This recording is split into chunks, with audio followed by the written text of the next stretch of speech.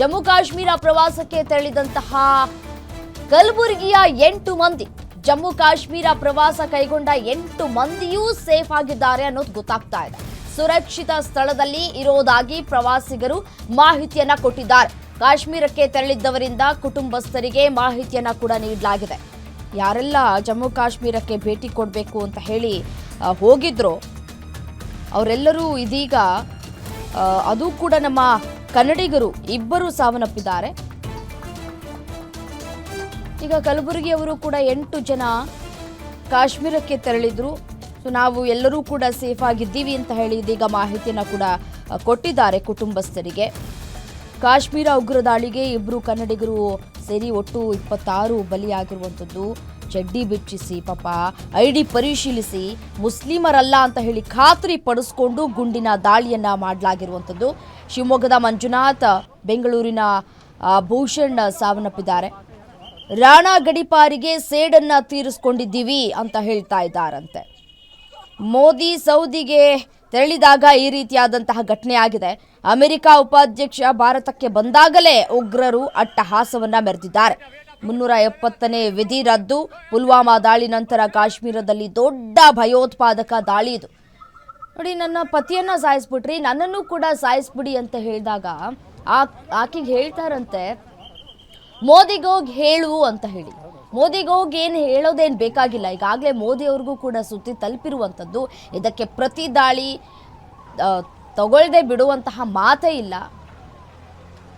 ಎರಡು ಮಾತಿಲ್ಲ, ಇಲ್ಲಿ ಆಪ್ಷನ್ನೇ ಇಲ್ಲ.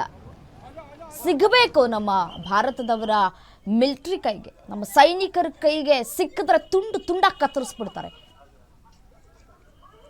ಭಾರತೀಯರು ಅಂತ ತಿಳ್ಕೊಂಡು ಐಡಿ ಕಾರ್ಡ್ ಚೆಕ್ ಮಾಡಿ ಬರೀ ಗಂಡಸರನ್ನೇ ಟಾರ್ಗೆಟ್ ಮಾಡಿದ್ದಾರೆ.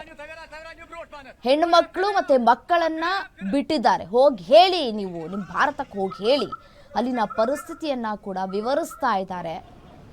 ಹೇಗಾಗತ್ತೆ ಅಂತಂದ್ರೆ ಆ ಒಂದು ಸಂದರ್ಭದಲ್ಲಿ ತನ್ನ ಪತಿಯನ್ನ ಕಣ್ಣೆದರೆ ಕಳ್ಕೊಂಡಿದ್ದಾರೆ ಪಲ್ಲವಿಯವರು. ಮತ್ತೆ ಅವರ ಮಗ PUC ಎಕ್ಸಾಮ್ ಬರ್ದು ಒಳ್ಳೆ ಮಾರ್ಕ್ಸ್ ಬಂದಿರುತ್ತೆ. ಸೊ ಹಾಗಾಗಿ ತಂದೆ ತಾಯಿ ಖುಷಿ ಆಗುತ್ತೆ. ನೆಕ್ಸ್ಟ್ ಇನ್ನು CETನೋ ಮತ್ತೊಂದು ಮಗದೊಂದು ಎಕ್ಸಾಮ್ ಬರೆಯೋದಕ್ಕೆ ಶುರು ಮಾಡಿಬಿಟ್ರೆ, ಓದೋದಕ್ಕೆ ಶುರು ಮಾಡಿಬಿಟ್ರೆ ಎಲ್ಲೂ ಕರ್ಕೊಂಡು ಹೋಗೋದಕ್ಕೆ ಸಾಧ್ಯ ಆಗೋದಿಲ್ಲ ಅಂತ ಹೇಳಿ ಈ ಒಂದು ಪ್ಲ್ಯಾನ್ ಮಾಡಿರ್ತಾರೆ.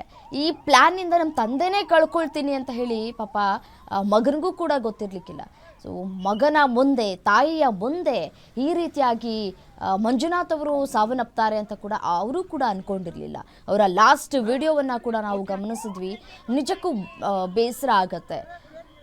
ಯಾಕಾಗಿ ನಾವು ಹೋದ್ವಪ್ಪ ಆ ಒಂದು ಪ್ರವಾಸಿ ತಾಣಕ್ಕೆ ಅಂತ ಹೇಳಿ ಇದೀಗ ಪ್ರತಿಯೊಬ್ಬರಲ್ಲೂ ಕೂಡ ಕಾಡ್ತಾ ಇದೆ. ಬದುಕಿರುವವರು ಕೂಡ ಒಂದು ಕಡೆ ನಮ್ಮನ್ನು ಕೂಡ ಸಾಯಿಸ್ಬಿಟ್ಟಿದ್ದಿದ್ರೆ ಚೆನ್ನಾಗಿರ್ತಾ ಇತ್ತು.